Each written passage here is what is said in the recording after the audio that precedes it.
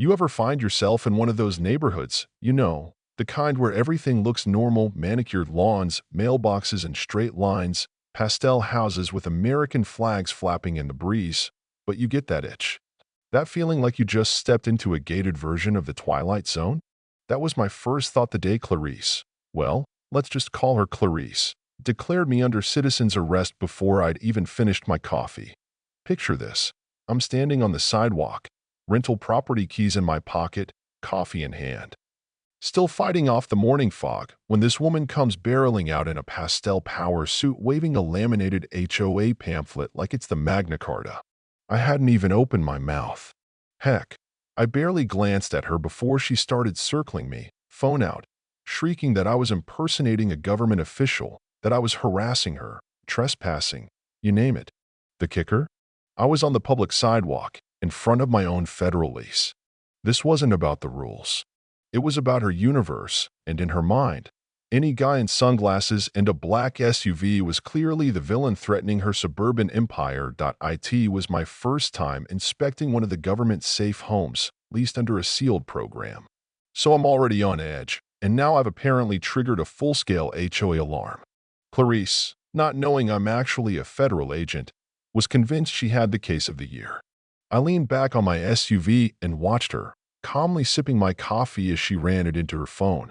Before long, backup arrived, her backup, not mine, a red-faced guy in cargo shorts, waving a clipboard thick with bylaws.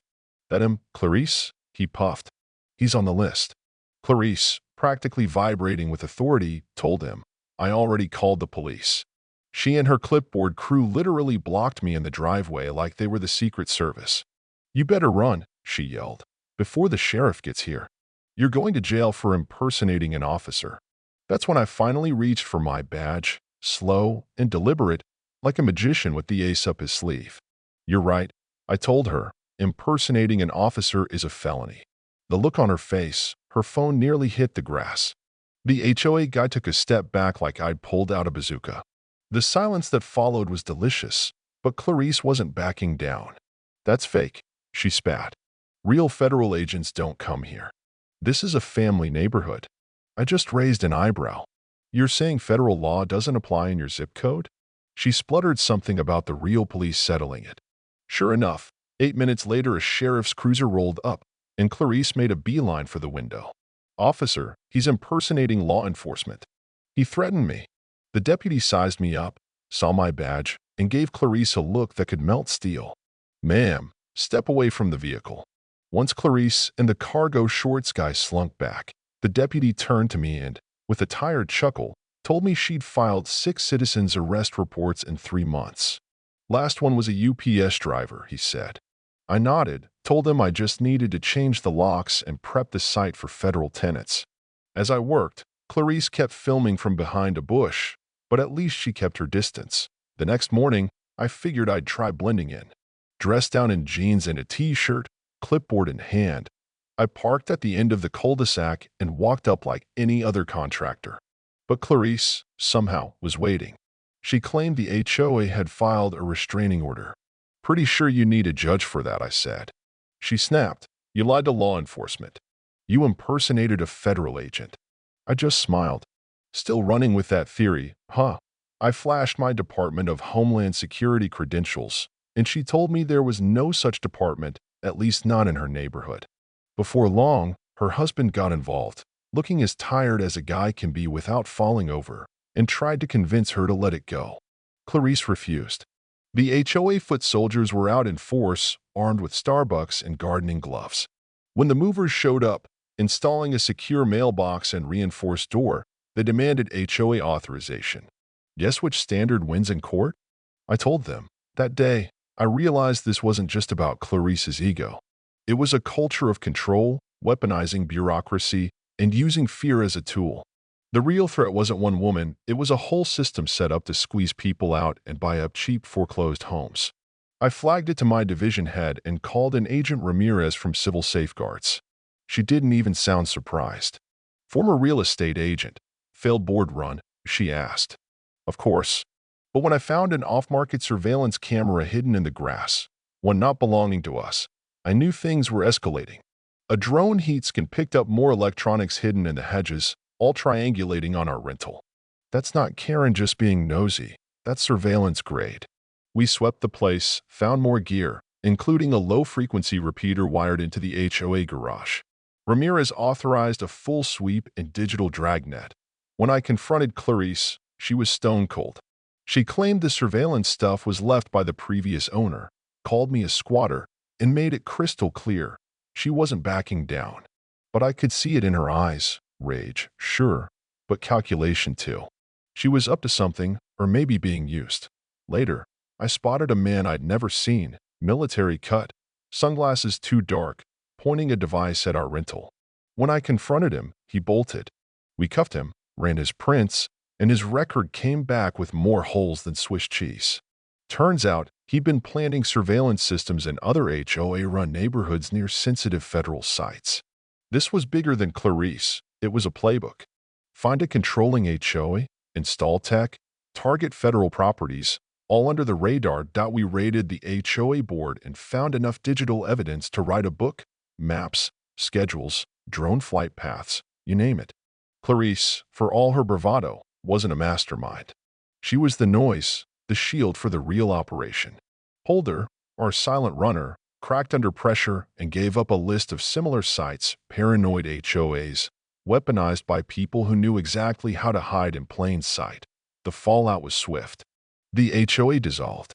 Clarice screamed about government retaliation, but once the footage of her board's security operations hit the light, her defenders vanished. Our safe house was secured, the whistleblower family moved in, and I finally watched a little girl play in a backyard that was supposed to be a sanctuary, not a battlefield. You think that's the end? Not even close. HOAs like this exist everywhere. Self-appointed gatekeepers just waiting for a reason to tighten their grip. All it takes is one outside actor, a little tech, a taste of power, and suddenly you've got a prototype for something a whole lot scarier than nosy neighbors. So yeah, sometimes the biggest threats come from places that look the safest. And the Karens of the world? They're just the opening act. You'd think after a federal raid, subpoenas, and Clarice's spectacular meltdown, the dust would finally settle in that neighborhood. But if I've learned anything from years on the job, it's that chaos rarely leaves quietly. The board dissolved, sure, and most folks tried to pretend nothing happened, scraping old HOA decals off mailboxes and covering up security camera holes with fresh mulch. Still, something about the whole operation nagged at me. That feeling you get when you close the file, but nothing about it feels closed. A week after the whistleblower family moved in, I was back in the district for debriefs, answering pointed questions from people whose suits cost more than my SUV. It's always the same dance. Are we sure the threat's neutralized? Are there any other compromised sites? I gave my report, signed my name, but that itch at the base of my neck never really left. Because the deeper I dug into the old records, the more I realized that what happened on Clarice's street wasn't a one-off. It was a template. It didn't help that Clarice herself, out on bail and barred from her board throne, started a slow burn campaign online. She called herself a victim of government overreach, claimed she was just protecting her neighbors. A handful of supporters, mostly folks who missed the drama or had their own axes to grind, latched onto her story, spinning wild conspiracies. Suddenly, I was the villain in some viral HOA horror thread, my face photoshopped onto memes about the deep state. But while Clarice, raged in the comments, my focus was on the neighborhood's silence. Because for every loudmouth like her, there are always the quiet ones, the neighbors who watched everything but never got involved, the ones who keep their curtains drawn just a little too tight. I took some late-night drives past the old safe house, just to be sure, scanning for anything out of place. On the surface, everything looked peaceful, but I knew how deceptive suburbia could be. It was on one of those drives, about 2 weeks after the raid, that I noticed the old Lexus. Same model as Clarice's, but this one was parked at the edge of the subdivision, just past the reach of the streetlights. Out of habit, I looped the block, watched a figure step out, but pulled low, and duck into the shadows behind one of the houses still for sale, the kind the HOA had foreclosed months before. There was no reason for anyone to be out there at midnight, especially not after everything that went down. The next day, I brought Agent Sloan back for a quiet sweep.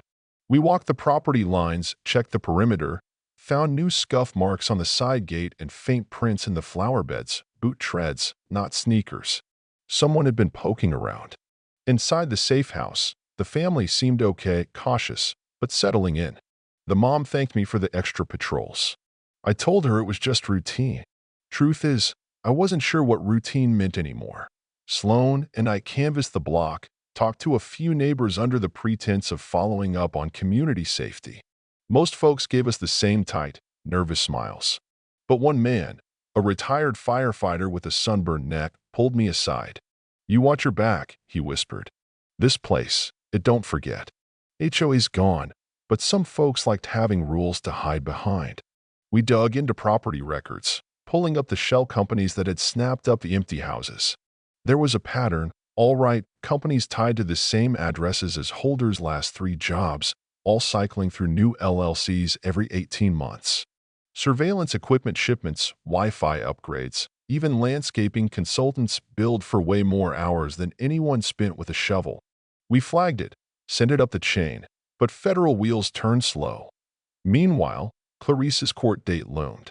She showed up, lawyer in tow, hair perfectly done, suit just as crisp as the day she declared me under citizen's arrest.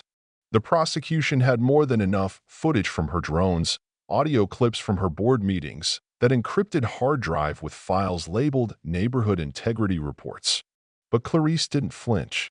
She played her role to the end, the victim, the martyr, the true defender of community values. Her testimony was part soap opera, part legalese, sprinkled with just enough paranoia to keep everyone off balance. After court, I caught her glaring at me in the parking lot. She called out, loud enough for a couple of news vans to overhear, "You haven't won.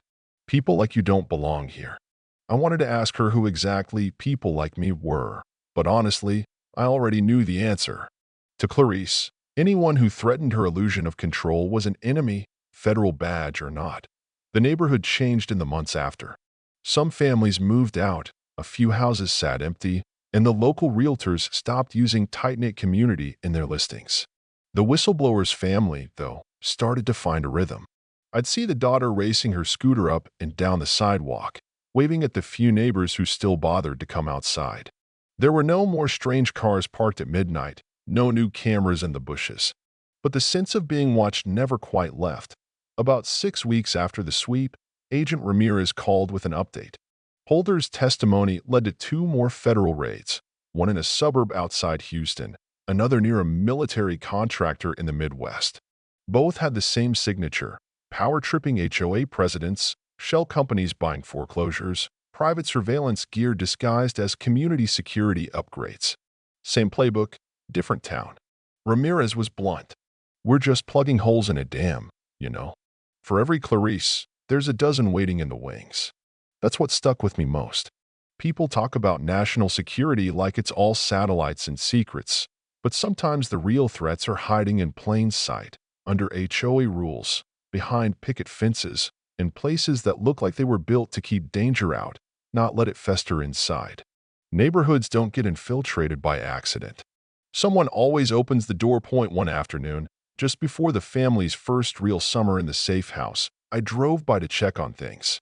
The daughter was drawing chalk rockets on the driveway, her mom tending flowers by the porch. For the first time in a long while, it felt almost normal. As I rolled down the window, the mom smiled and gave a small wave. I thought about waving back, but something in me hesitated. I realized then that even when the threat is gone, the scars don't just disappear. Not for them. Not for me. On my way out, I passed the empty lot where Clarice's Lexus had once sat. It was overgrown now, weeds poking through the gravel. But in the back of my mind, I knew the story wasn't really over. Clarice would find another platform, another army of true believers. The shell companies would morph into something new. Surveillance tech would get smaller, cheaper, harder to spot. And families like the one I just helped would keep moving, hoping the next place was safer. That's how it works in the shadows of American suburbia. Threats evolve, people adapt, and every so often, someone like Clarice gets to play queen for a day until the curtain gets pulled back. All I can do is stay vigilant, keep watching, and hope that when the next storm comes, someone's paying attention before it hits. And if not, well, I'll be there, badge in one hand, coffee in the other, ready to stand my ground, because sometimes the only thing between a family's fresh start and the chaos outside is a stubborn federal agent who refuses to blink first.